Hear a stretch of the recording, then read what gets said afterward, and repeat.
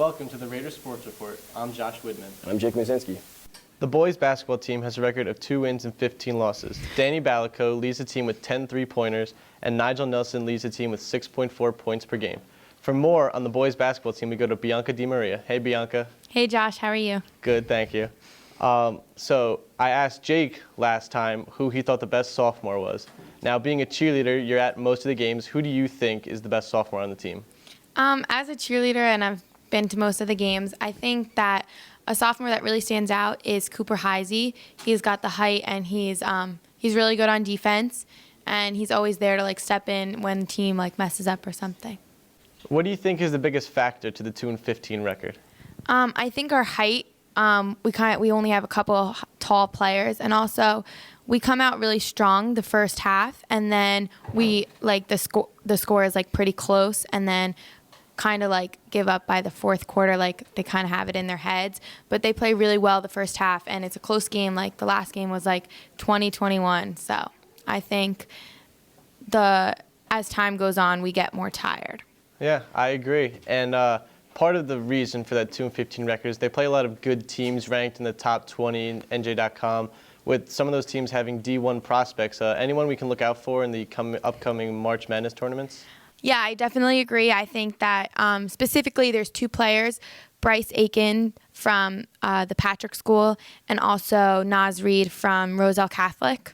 Those 2 we'll be seeing in the future, definitely on TV or somewhere.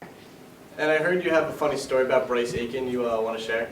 Actually, yes, it's pretty embarrassing. As a cheerleader, we sit on the bleachers, and the captains sit right the first one. So we were all yelling, the ball was coming out, so we were going to get it. And Bryce Aikens tried to save it from going out so he could play on. And he actually jumped too far to catch it, and he fell on me, and it was just very bad. And he didn't even say sorry, so I'm kind of salty about that. But it is what it is. Sounds fun. And how are the guys responding to the new coach? I think the guys are responding pretty well to the new coach. They seem to be working really well as a team. Like I said, first half, they come out really strong. And despite the record, they do work well as a team, and they are scoring points. I think because of the lack of height, we are losing a lot of those points because they get to the ball faster and score more points. But Mr. Siracusa is working well with the boys, and they seem to be doing pretty well for them. Thanks, Bianca. Thanks, Josh. Going on to girls basketball, we have Raider News' very own Ira Gottlieb. How are you, Ira? Good. How are you, Jake? I'm great. How are the girls basketball team playing so far? Well, the girls basketball team are doing pretty well. Since last year, they really picked themselves up. They honestly have a much better season than what they had before, so it's looking really good. Are there any key players on the team? Amani Williams is definitely a key player. I mean, she's been really scoring a lot of points, but throughout the whole thing, there's a lot of depth on the team, so it's been going pretty well. There's been some recent talk about a freshman named Stephanie DeVizio. Can you tell me a little bit more about her and what her impact is for the team? Stephanie DeVizio worked her way throughout the starting lineup, and she's also a three-point specialist, which really gave a positive impact on the team this season. Are there any important games coming up for the girls? Well, they qualified for the state tournament, and they also have their county tournament coming up, and as well as senior night coming up soon. All right, thank you, Ira. Thank you, Jake. We now go to Female Athlete of the Month with Danny Balico. Welcome back to another edition of Female Athlete of the Month. I'm here with Maya Dunches. Maya, how you doing? I'm good. How are you? Maya is a swimmer for the school swim team. So Maya, how's the season going so far? We're doing pretty well. Nice, nice. Good season. Come on. So Maya, at the beginning of the season, you set some personal goals, and have you met them? Yeah, I have met the goals. One of my goals was to make me to champions. I made me to champions. Just to improve on how I've been doing, and I've done that. So when is the Meet of Champions? It's in 2 weeks. And what is the Meet of Champions? It's just all the teams in the state have the chance to go, but you have to qualify individually and get specific times in order to go. Nice, nice. So so far this season, what has been like the highlight of your season personally? Personally, probably just doing well. We only lost once, so that was really good. Winning is just always good. And how about as a team? What has been the team highlight of the season? Winning and breaking like our team records from previously, which is good. So I hear you have a big meet today. Yeah, we have a meet against Chatham, the team we previously lost to. So what are you guys going to do differently this time than the previous time? Well, last meet we did swim well, but we didn't swim our best. So today everyone is hopefully going to swim their best. We are probably going to change our lineup a little and go for the win. So before meets, what do you guys do as a team to prepare for the meet? We usually have pasta parties the night before, and we all just like hang out a lot and to help motivate each other. Nice, nice. Well, must be a lot of pasta, a lot of people on the team. Yeah. So how about after the meets? What do you guys usually do? Usually we go out to eat. Qdoba is one of our favorite places. So I know you're only a junior, but do you plan on continuing swimming into college? Yeah, I think I'm going to swim in college. It'll help me a lot to get in. Yeah. I still have a lot of time to think about it, so Yeah. no need to worry. So Maya, on a weekend night, what could I find Maya Dunches doing? Probably eating or hanging out with my friends. Nice, sounds good. All right, that concludes this Female Athlete of the Month. See you guys next time. For an update on the girls' track team, we go to our reporter, Stephanie Judge. How are you, Stephanie? I'm good. How are you? I'm good. How did the sectionals go for the track team? Sectionals were held on February 6th, and even though the team did not perform as well as they wanted to, there were some individual performances that were great. What athletes stood out? Summer Robinson actually won overall for the high jump. What is the next event? The next event is group championships, which are being held February 13th. How do you think the spring season will be for the girls? The spring season will be a lot better than the winter season. There will be a lot more athletes and runners on spring track. All right, thank you, Stephanie. You're welcome. At the time of this taping, the bowling team has a record of 7 wins and 7 losses. For more on the bowling team, we go to Matt Asislo. What's up, Matt? Hey Josh, how you doing today? Good, thank you. And how did they do at counties? They actually did pretty good. They qualified for 3rd, but they ended up placing 5th. Grady Zush led the team with a series of 622, and Spencer Vaughn qualified for individual finals as well. Solid work by the team. And how are they preparing for the sectional tournament? They just plan on practicing a lot, and they're really pumped about it, so they're just going to work hard for the win. Sounds good. And do they have a team MVP, best player on the team? Yeah, I'm going to have to go with Spencer Vaughn on that one because he's really good. He's been practicing, and I would have to say he's the most valuable player as of now. Awesome. And I heard that states got canceled or rescheduled due to snow. Any update on the rescheduling? Yeah, well, since it was supposed to be on the 5th, they kind of moved it to the 11th now, so when that comes up, I'll keep you updated. Got you. Thank you. And does the team have any good luck charms that they go by? Yes, they actually do. When Moscow goes to film the bowling matches, they actually seem to do pretty good. So that would have to be their good luck charm. Let's take a look at some bowling county qualifier highlights.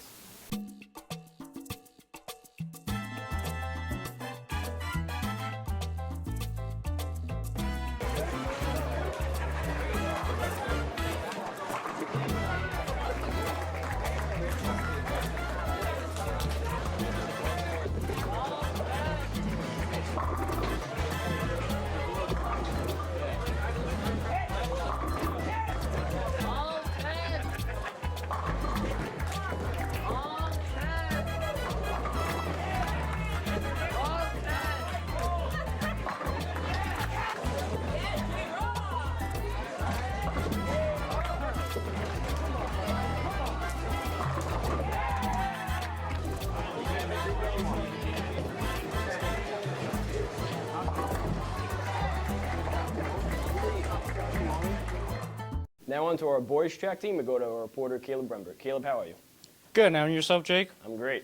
How did the sectionals go for the team? Sectionals went well. Out of the 3 SBF event winners from the sectional event, 2 of them were boys. So the boys had a good day. Were there any standout performances?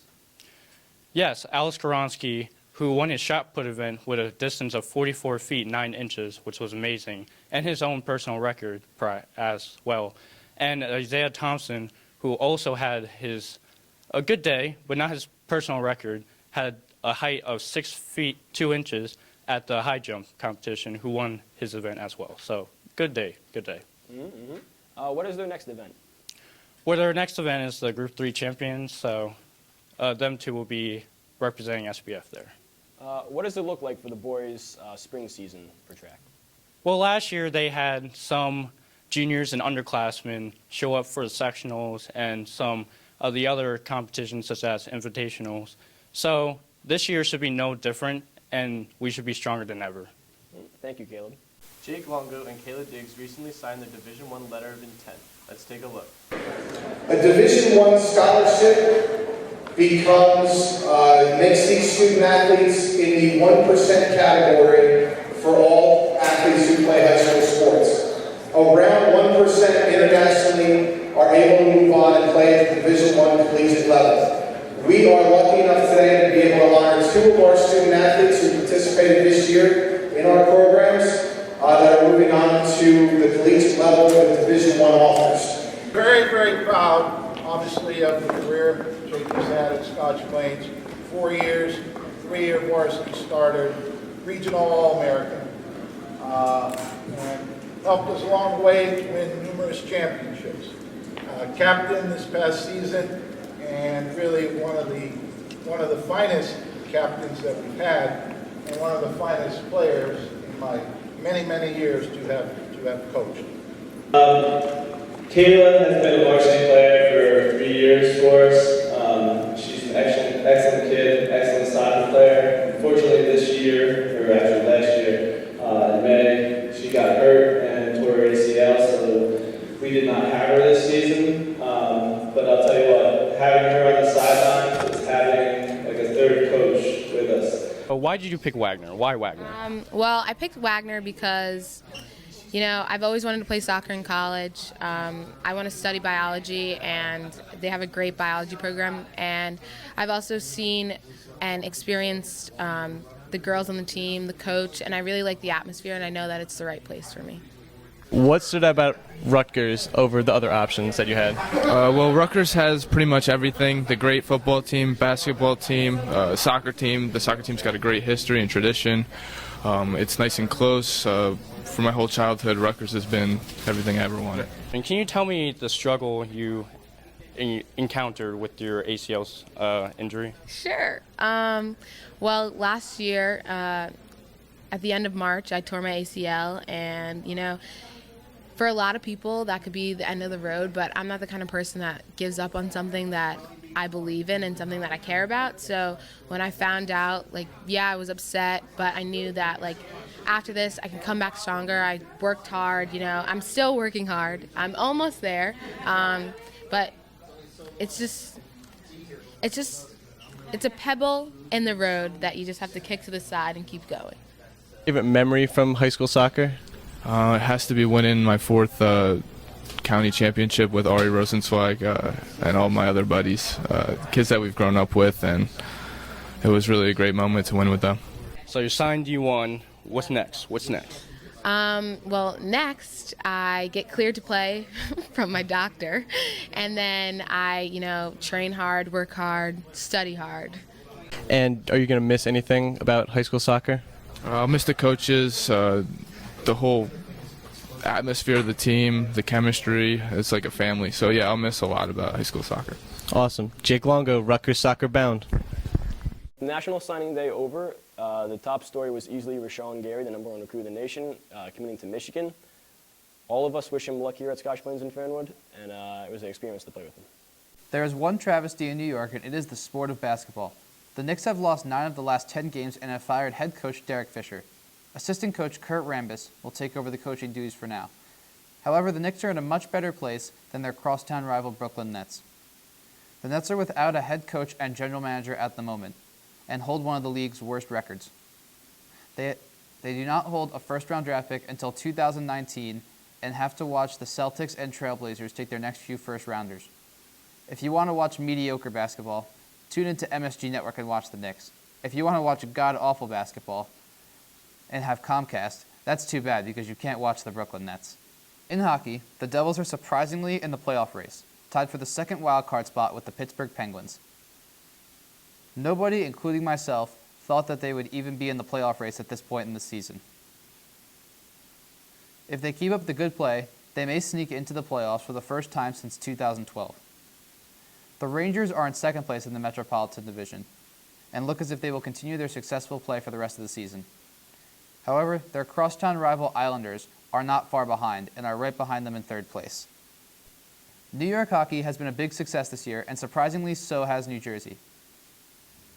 The Eastern Conference is wide open, and any of these teams can make a playoff run. Now over to Megan with the Pulse. With Valentine's Day right around the corner, we went out to see what students have planned for the day. This is SPFHS's thoughts on Valentine's Day. For Valentine's Day, me and my girl Jenna Lapidus, we're going to be in Spain, part of the Spanish exchange program, and not really sure what I'm doing yet. Kind of waiting for last minute. I'm going to try to think of something to do in Spain that's cool. Valentine's Day, it's a lovely holiday, I guess, you know. You know, you could talk about the women and everything that you like in your life, you know, hang out with your bros. Hang out with your bros, you know, if you love your bros, give people presents and stuff like that, flowers and chocolates, a good time, you know, I like it.